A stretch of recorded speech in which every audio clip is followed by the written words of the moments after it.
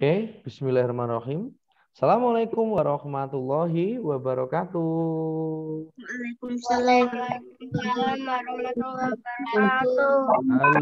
Halo. Gimana kabarnya semua? Sehat ya hari ini ya? Ya, Sehat ya. Cuacanya mendung nggak hari ini? Sampangan gelap gulita loh ini. Mau turun hujan ini ya. wah Ibu, Gimana kemarin hujannya deras ya kayak ya? Dari siang sampai sore ya? hujan-hujanan. Hujan-hujanan ya Allah. Ya, yang penting ya anak-anak yang penting apa namanya? Dalam keadaan seperti ini, dalam keadaan yang mungkin dalam kondisi yang tidak sehat atau ya cuacanya mendung seperti ini, anak-anak bisa tetap semangat, ya, semangat dalam apa namanya belajar ya. Cuacanya nggak bersahabat, iya Pak Perdana juga kemarin kehujanan terus beberapa hari. Tapi tetap harus semangat. Nah, anak-anak untuk mengawali kegiatan pembelajaran hari ini, mari kita berdoa dengan membaca basmalah ya, serta doa sebelum belajar. Namun sebelumnya anak-anak bisa dinyalakan untuk mikrofonnya terlebih dahulu. Sudah.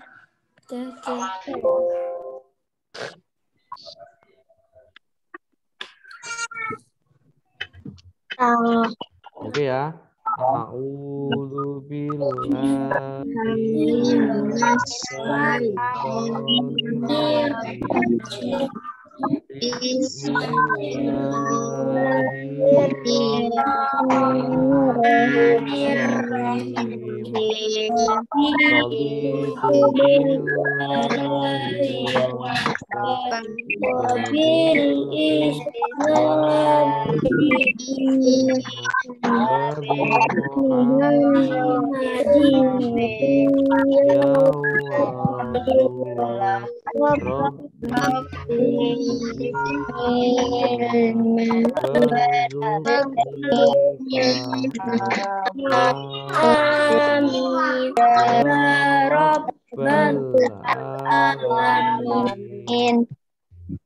Oke, terima kasih sekali ya. Hari ini kita sudah bersama-sama berdoa. Semoga yang kita pelajari hari ini bisa bermanfaat untuk anak-anak semuanya. Oke ya.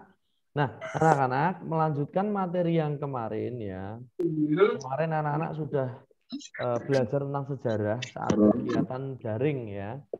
Namun saat kegiatan luring ya, kemarin kita sudah belajar tentang IPA ya. Apa aja kemarin kita belajar tentang apa tuh kemarin? Sifat-sifat apa kemarin? Sifat-sifat Sifat-sifat cahaya. cahaya. Ada berapa kemarin? Ada 4. Yang pertama, ayo siapa yang bisa menyebutkan? Masih ingat enggak? Cahaya dapat menembus Oke, dapat menembus benda bening. 1, terus 2. dapat memantulkan Dapat dipantulkan. 3. Merambat lurus, benar. 4 terakhir, apalagi? dapat Dapat dibiaskan. dibiaskan. Oke, bagus. Nah, itu tentang sifat-sifat cahaya. Kita kemarin juga sudah belajar tentang cermin, toh? Ya, cermin ada berapa itu jenis-jenis cermin? Ada 3. Yang pertama cermin apa? Cermin datar. Terus cermin apa lagi? Cermin kangkung. Nah, terus cermin cembung. Oke, alhamdulillah. Berarti masih ingat ya. Nah, tapi hari ini anak-anak kita nggak akan belajar IPA kembali ya. Tapi kita akan belajar untuk materi yang lain. Nah, di kesempatan kali ini Pak Perdana akan mengajak kalian untuk belajar muatan pelajaran bahasa Indonesia. Ya. Anak-anak bisa membuka halaman 89. Oke, coba halaman 89.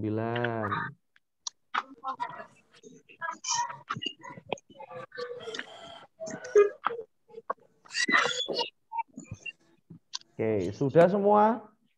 Di materi ini kita akan belajar ya tentang mempresentasikan informasi dalam bentuk peta pikiran. Oke, sekarang mikrofonnya bisa di silent terlebih dahulu untuk semuanya. Oke, bisa di silent dulu. Sekarang kita sudah mulai masuk ke materi ya. Oke. Terdapat teks bacaan ya. Terdapat teks bacaan tentang Sultan Hasanuddin ya pada halaman 89. Coba dibaca yang keras. Ya, sekeras tapi ya jangan teriak-teriak sih kalau baca ya. Yang penting dibaca. Darren.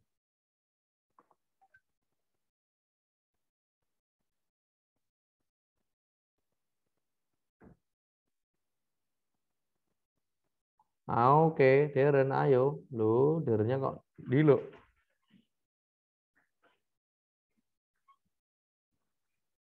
Ayo Darren, bisa dibaca dulu.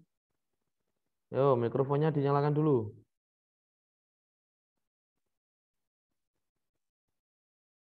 Yo, Darren bisa dibaca dulu. Dia lahir di Makassar, Sulawesi Selatan pada tanggal 12 Januari 1631. Terus Sultan Hasanuddin adalah Imam Imalombasi Muhammad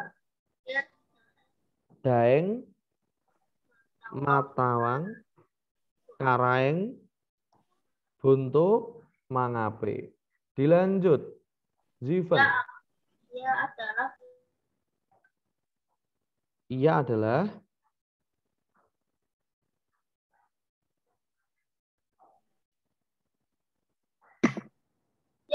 putra kedua dari dilanjut Ziven.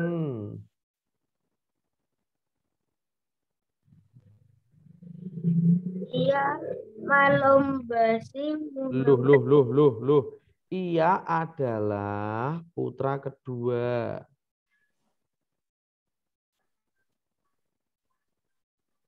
Ia adalah dua dari Raja Goa ke-15, yaitu Sultan Malikusai.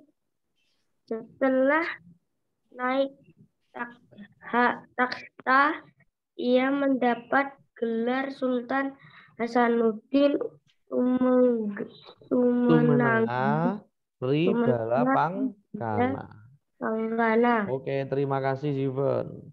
Namun, ia lebih sering disebut dengan Sultan Hasanuddin. Ya. Ketika masa pemerintahan Sultan Hasanuddin, Belanda berusaha menguasai perdagangan rempah-rempah di Sulawesi, ya, termasuk wilayah kekuasaan kerajaan Goa. Ya. Sultan Hasanuddin berusaha merangkul raja-raja kecil di Indonesia Timur untuk menentang Belanda. Jadi raja yang bergelar Sultan Hasanuddin Tumengari Balapangkana itu lebih sering disebut dengan Sultan Hasanuddin. Ya. Jadi itu merupakan putra mahkota Raja Goa yang ke-15. Oke, sekarang untuk paragraf kedua, dibaca yang keras. Rehan. Belanda menjuluki Sultan Hasanuddin sebagai ayam jantan dari timur karena selalu melakukan perlawanan yang sengit. Adanya pengkhianatan yang dilakukan oleh Raja Arupalaka melakukan dari Bone, Belanda berhasil membuat kekuatan pasukan Hasanuddin melemah dan terdesak. Pada tanggal 18 November 1667, Sultan Hasanuddin bersedia menandatangani perjanjian Bongaya dengan Belanda. Perjanjian ini dijadikan sebagai taktik Sultan Hasanuddin untuk mengumpulkan kembali kekuatan Belanda dan mencegah timbulnya korban jiwa. Oke, jadi gini anak-anak, singkat cerita ya. Jadi Sultan Hasanuddin itu seorang raja yang berasal dari Indonesia bagian timur ya.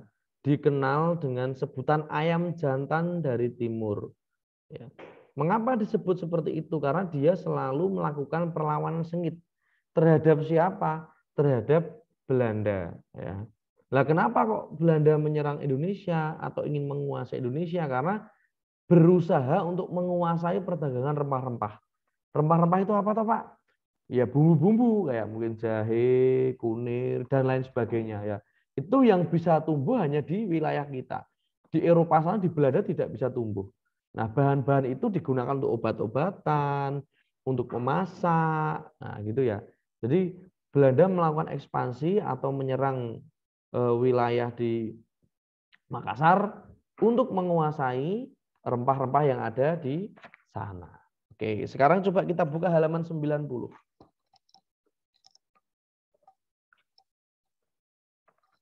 Nah, berdasarkan informasi yang kamu peroleh, ya, terdapat peta pikiran anak-anak ya. Nah, seperti ini.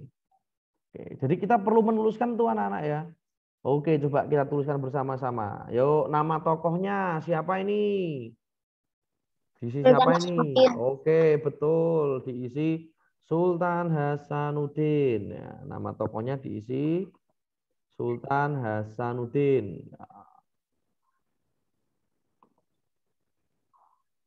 Nah, coba bisa diisi Sultan Hasanuddin.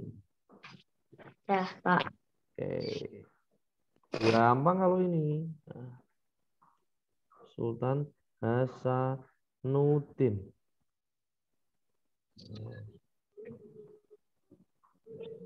Berikutnya, kerajaan yang dipimpin. Nah, kerajaan apa namanya? Oh, siapa yang bisa membantu? Kerajaan apa yang dipimpin? Wah, Kerajaan Gowo. Wah, bukan gua loh ya. Goa. Nah, Gowo. oke. Terus berikutnya julukan tokoh. Nah, julukannya apa julukannya? Ayam jantan dari timur. Ayam jantan dari timur. Nah, bisa diisi ya. Ayam jantan dari timur.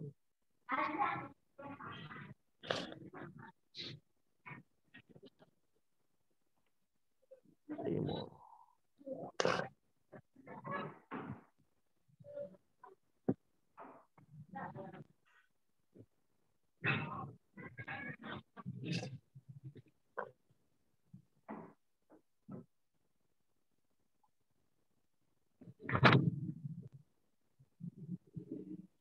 Oke, sekarang daerah asal tokoh. Nah, Makassar. daerah mana asalnya? Sulawesi Selatan. Ya, boleh. Sulawesi Selatan boleh. Makassar boleh. Makassar, Boy. Makassar wae. Ah, Makassar. Ah,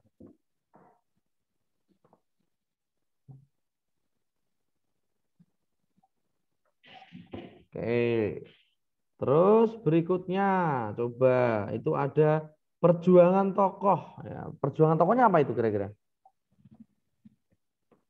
Berperang melawan siapa? Belanda. Hmm?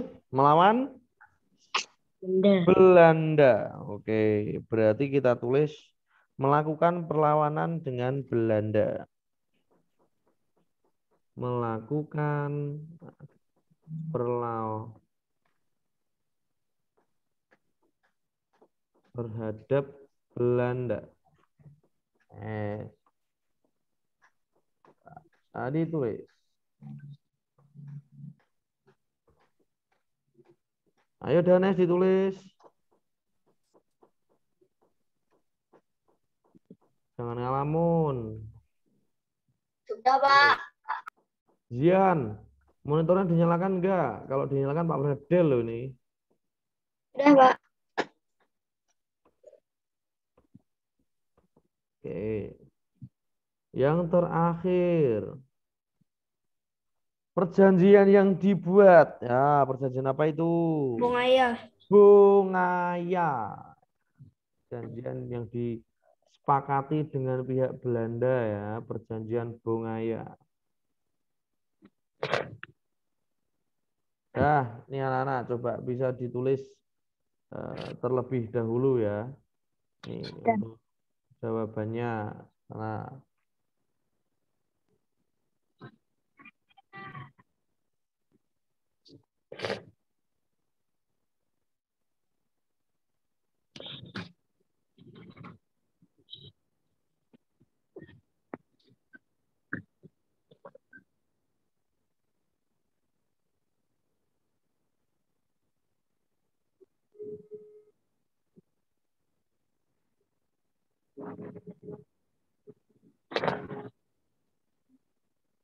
Sudah?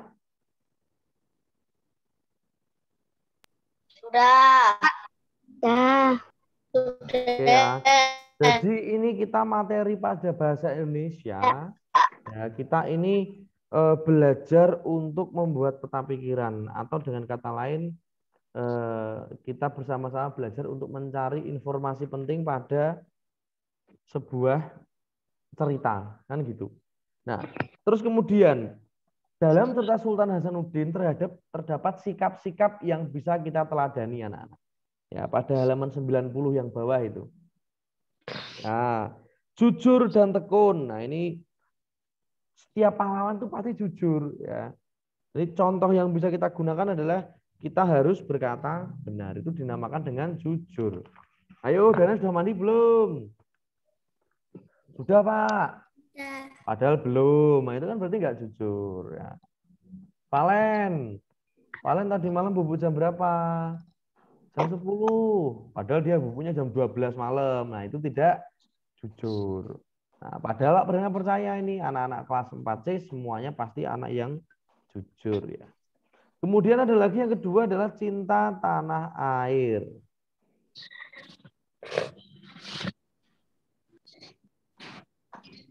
Nah, contohnya itu rajin belajar agar berguna bagi nusa bangsa dan negara. Pantang menyerah. Seorang pahlawan itu pasti pantang menyerah anak-anak. Nggak mungkin seorang pahlawan itu gampang menyerah. Kalau dia gampang menyerah, ketika dia perang, dia kalah, ya sudah menyerah. Nah, tapi dia membuktikan bahwa dia masih tetap bisa untuk berjuang. Itu berarti dikenal dengan pantang menyerah. Ya. Serta disiplin. Nggak ada seorang pahlawan itu nggak disiplin. Ya, pasti disiplin. Mulai dari bangunnya jam berapa, kapan harus makan, kapan persiapan buat strategi, kapan berperang. Gitu. Nah, kalau nggak disiplin, bangun tidur tiba-tiba musuh udah di depan ditembak, mati dong. Baru bangun tidur, dor gitu lah, mati ya. Baru bangun tidur masih umbelen, ini ilre masih netes ini ya, ditembak sama musuh. Nah, berarti seorang pahlawan tuh harus disiplin.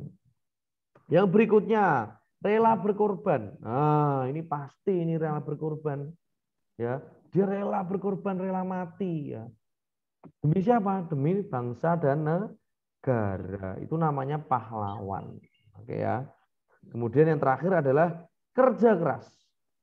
Nggak mungkin seorang pahlawan itu nggak kerja keras. Ya, contohnya yang bisa kita praktekkan itu ya mengerjakan tugas dengan ceria, dengan sepenuh hati, dengan semangat. Jangan kalau ada tugas merengut. Males kok, Pak, tugasnya matematika. Mumet aku, pusing-pusing gitu. Loh, kerjakan dengan ceria kayak Valen tuh loh, kalau ngerjakan tugas sambil joget-joget gini sambil ceria-ceria senang-senang gitu toh, semangat sekolah itu. Oke, itu contoh anak-anak ya sikap pahlawan yang bisa kalian teladani. Oke, yuk di antara kelima itu ya ada jujur, tekun, terus cinta tanah air, pantang menyerah, disiplin, rela berkorban, kerja keras. Nah, pertanyaannya Pak Perdana. Nanti dijawab satu-satu. Yang tidak, yang kalian merasa ya, kalian merasa tidak memiliki sikap itu. Oh. Contoh misalnya, satu, Rehan. Rehan nggak punya sikap apa Rehan kira-kira? Yang kamu nggak punyai lo kira-kira itu apa? Nggak ngomong. Apa? Rela berkorban. Rela berkorban. Alicia, apa kira-kira yang nggak dimiliki? Apa? Eh? Apa? Ya apa? Lah kok malah ngajak bisik-bisikan nih lo? Iya kamu mau ngomong apa, Alicia? Rela berkorban. Oke, boleh rela berkorban. Ziven, kira-kira yang nggak kamu miliki apa, Ziven?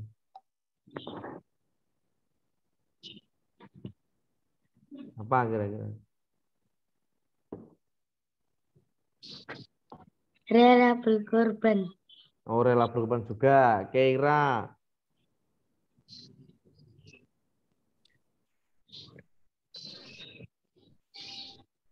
Yo kira apa kira-kira kira?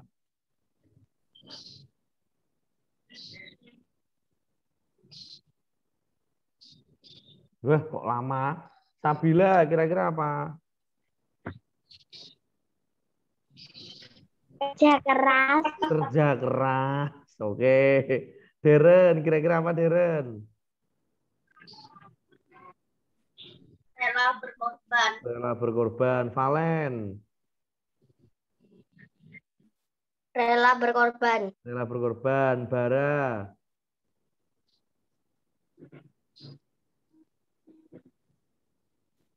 Rela berkorban. Deren, Danes, Danes.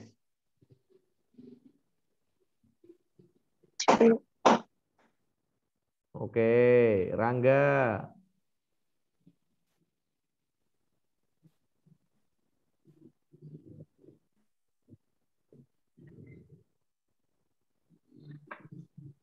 Bisa ngomong Rangga kok ngantuk ini loh. Kira-kira apa Rangga? Satu, 50 tahun berikutnya. Malah senyum. Naila, Naila, Naila. Kira-kira apa Naila yang gak mau miliki Naila? Kerja keras. Kerja keras. Sabria. Rela berkorban. Rela berkorban. Rana.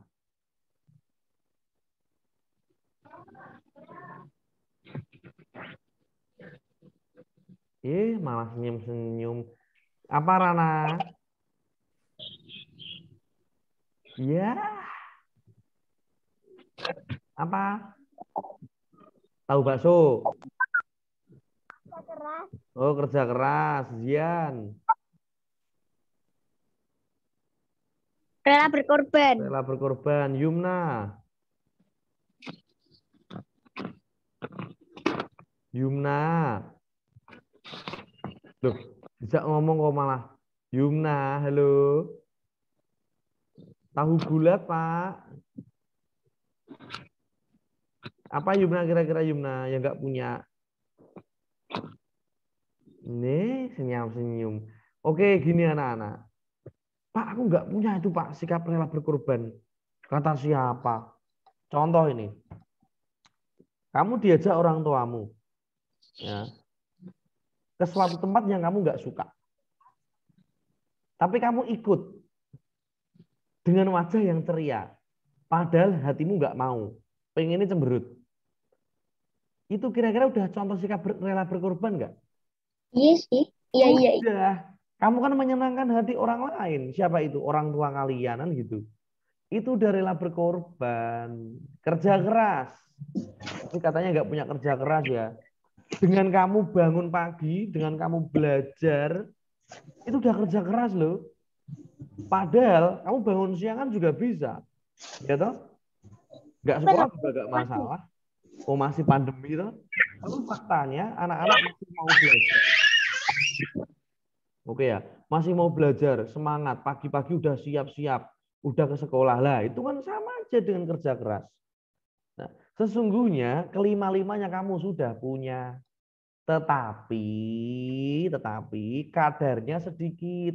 Mungkin disiplinmu kamu bagus, tapi kerja kerasnya kurang. Mungkin kerja kerasnya bagus, tapi jujurnya kurang gitu. Mengapa demikian? Karena sesungguhnya manusia itu tidak ada yang sempurna. Ya, tetapi bukan berarti terus kita pasrah gitu aja. Alah, Pak, manusia kan nggak sempurna, ya udahlah. Gitu. Bukan seperti itu. Jadi lakukan yang terbaik ya selama kamu bisa. Kalau kamu bisa membantu 10 orang, kenapa kamu harus membantu 2 orang? Kamu kan bisa membantu 10 orang. Nah, gitu ya. Jadi kalau melakukan hal yang baik itu jangan tanggung-tanggung. Ya. Karena apa? Karena insya Allah Allah itu maha mengetahui, ya maha mengerti, maha mengetahui isi hati seseorang. Allah itu bisa membaca pikiranmu tanpa kamu harus berbicara, kan gitu. Nggak mungkin Tuhan atau Allah itu nggak tahu apa yang kamu inginkan. Pasti tahu karena Allah itu maha tahu, maha segalanya, Maha Kaya, semuanya.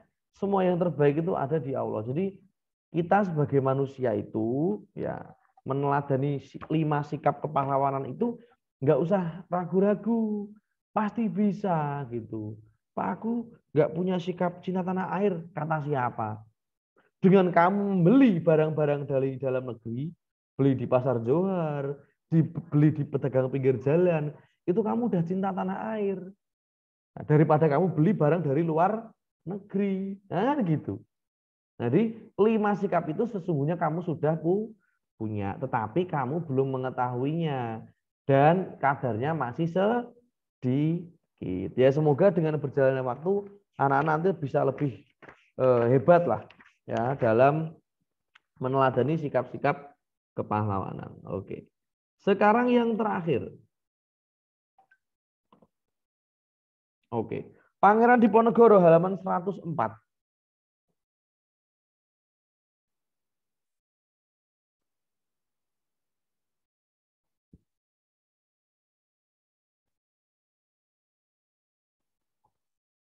Sudah, Pak. Sudah, Pak. Saya Ya. terdapat teks bacaan tentang Pangeran Diponegoro. Oke ya. Pangeran Diponegoro itu lahir pada tanggal 11 November 1785. Pangeran Diponegoro itu adalah putra sulung Hamengkubuwono III, seorang raja Mataram di Yogyakarta. Sejak kecil, Pangeran Diponegoro sudah mempelajari ilmu agama dan ilmu bela diri. Ia juga dikenal sebagai pemuda yang baik dan rendah hati. Pada tahun 1825 terjadilah perang. Ya, terjadilah perang Diponegoro. Perang Diponegoro berawal saat pihak Belanda memasang patok-patok tanah di makam leluhur. Nah, kemudian Pangeran Diponegoro tidak tahan dengan sikap Belanda yang sewenang-wenang dan tidak menghargai adat istiadat setempat. Semangat yang dikorbankan Pangeran Diponegoro meluas hingga wilayah Pacitan dan Kedu Temanggung. Dalam waktu singkat, masyarakat di sekitar Jogja bergabung dengan Pangeran Diponegoro dalam pertempuran melawan Belanda. Nah, itu sedikit cerita tentang Pangeran Diponegoro. Kemudian teks di bawahnya itu ada kolom ya. Berdasarkan teks tersebut, isilah tabel di bawah ini. Yang pertama, apa yang kamu ketahui tentang Pangeran Diponegoro? Nah, jadi gini anak-anak. Apa yang kamu ketahui tentang Pangeran Diponegoro? Nah, silakan bisa ditulis di kolom itu ya. Tulis di kolom itu boleh. Nah, yang kamu ketahui tentang Pangeran Diponegoro. Oke, tanggal lahir. Ditulis itu di kolom sebelah kiri. Tanggal lahirnya berapa itu? 11 November 1785. Oh, berarti hari ini ya, 11 November ya. Wah, anu nih. Pangeran Diponegoro ulang tahun ini. Oke, bisa ditulis di kolom sebelah kiri. Tulis Rangga, Abdillah. Azam ini kemana baru datang? Dinyalain monitornya. Yumna, dinyalakan monitornya.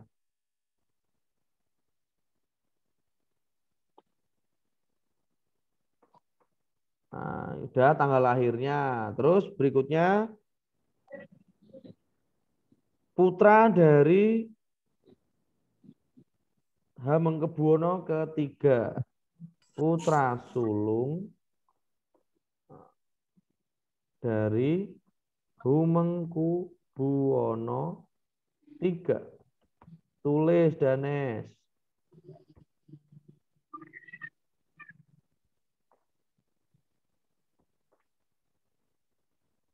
Oke.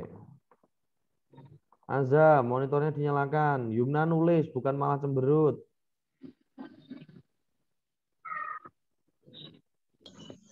Pak, mau ke toilet. Ya, hurry up, cepet ya.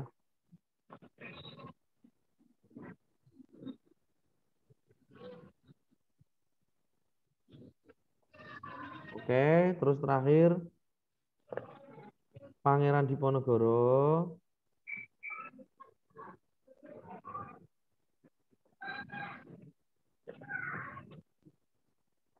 belajar ilmu agama dan bela diri. Nah, ini bisa ditulis di kolom sebelah kiri anak-anaknya.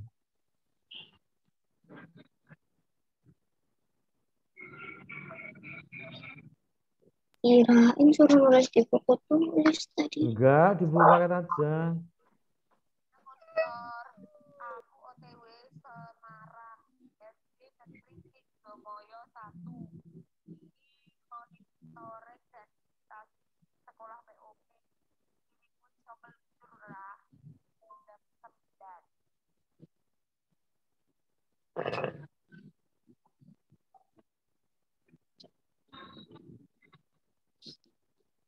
Oke, sudah. Ini ditulis kolom sebelah kiri ya. Oke, sekarang satu lagi kita tulis di kolom sebelah kanan. Nah, tadi kan sebelah kiri, sekarang yang sebelah kanan. Apa yang ingin kamu ketahui lebih lanjut tentang Pangeran Diponegoro? Nah. Oke.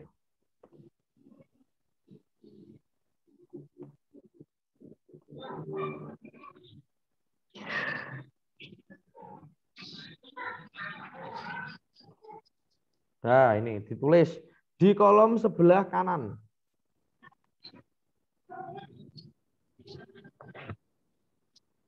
Sudah ditulis? Sudah belum?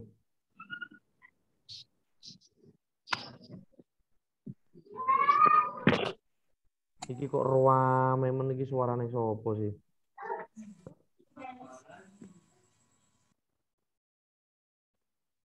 Sudah?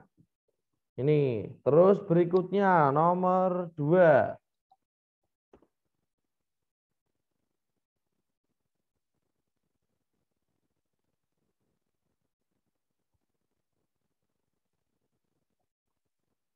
Kapan terjadinya perang Diponegoro? Nah, ditulis di kolom yang sebelah kanan.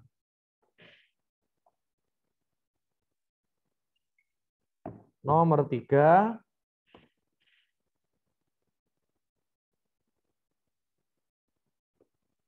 Sebab terjadinya perang Diponegoro. Terakhir keempat.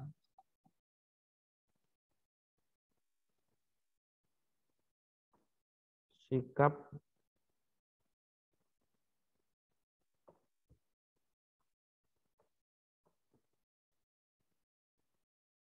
Nah, silakan ini kalian tulis di kolom sebelah kanan.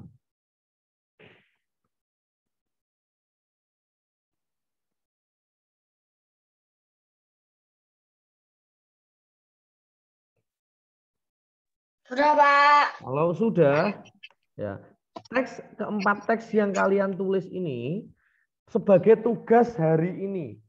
Oke. 4 soal ini, ya, 4 soal ini merupakan tugas anak-anak hari ini. Harus dikumpulkan. Ya, ini ya. Kalau kalian nggak ngumpulin hari ini, kalian besok ngerjain ulangan Pak Perdana nilaimu nggak tak rekap. Oke. Kalau tugas ini sampai jam 9 malam belum dikerjakan, ya berarti besok kalian ulangan, silahkan bisa ikut ulangan, tetapi nilaimu nggak Pak Perdana masukin ke rapot. Oke. Jadi tugas ini harus dikerjakan maksimal hari ini. Ya, jam 12 malam. Biasanya azam itu kalau ngumpulin jam 11, jam 12. Oke. Tugas hari ini kalian hanya mengerjakan 4 soal ini toh. Oke ya. Nah, ini yang sudah kalian tulis di buku paket. Ya. Dikumpulkan hari ini. Oke. Dikumpulkan Kamis 11 November 2021. Ya. Malam ini dikumpulkan maksimal. Oke. Ini Pak Perdana foto, Pak Perdana screenshot, ya. Pak Perdana kirim ke grup agar kalian tidak lupa dengan tugasnya. Karena banyak anak-anak di sini tuh lupa dengan tugasnya. Nah, kadang masih tanya WA, loh, udah dijelasin tugasnya kok tanya lagi. Iya kan aku ibunya bertanya, Pak. Enggak tugas ya.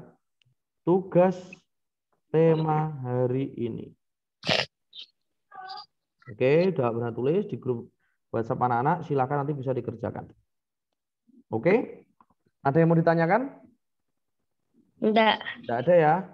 Silakan kalian kerjakan hari ini. Besok kalian ulangan 2 mata pelajaran sekaligus ya. Bahasa Jawa dan oke ya. Ya, sebelum kita akhiri, kita foto dulu bersama-sama ya. Siap, enggak usah nunggu lama lah. 1. Siap ya. 1, 2, 3.